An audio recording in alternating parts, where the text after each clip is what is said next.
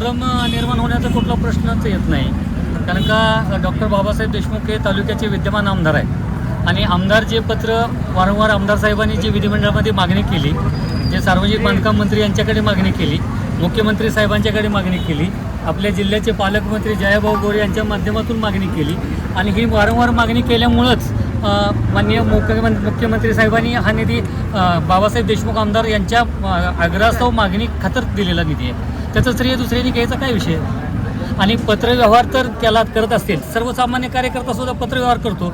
जर पत्रव्यवहार करून जर निधी येत असता तर मी त्यांना शुभेच्छा देतो. कोण म्हणत असेल आमच्या पत्रावर झाला तर माजी आमदार किंवा माजी मंत्री असेल किंवा काय, त्यांचा पत्राला कुठल्याही प्रकारची किंमत तिथं त्या ठिकाणी नसते. विद्यमान आमदारांनी मागणी केल्यानंतरच निधी या ठिकाणी सरकार देत असतं.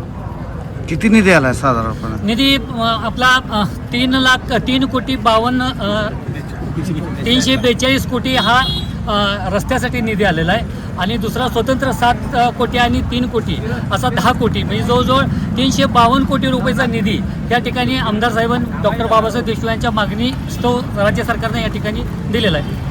तालुक्यातल्या जनतेला काय निधी संदर्भात आव्हान तुम्ही करणार आहे? नाही, तालुक्यातल्या जनतेला, तालुक्यातील डॉक्टर साहेब आमदार साहेबांनी अधिवेशनापूर्वी सुद्धा या ठिकाणी जनतेला आवाहन केलेलं होतं. जनतेने आपले प्रश्न आमच्यापर्यंत पोहोचवा आणि ते प्रश्न विधानसभेमध्ये प्रकर्षानं मांडून सरकारशी चर्चा करून त्या बाबतीतचा निधी जास्तीत जास्त कसा निधी खेचून आणता येईल तालुक्यामध्ये, या बाबतीत त्यांनी सातत्यानं प्रयत्न केलेला आहे आणि हे श्रेय त्यांचंच आहे. इतरांनी श्रेय घेण्याचा प्रयत्न करू नये. जनमत सबस्क्राईब करा, लाईक करा, शेअर करा. आपल्या हक्काचं आपलं न्यूज.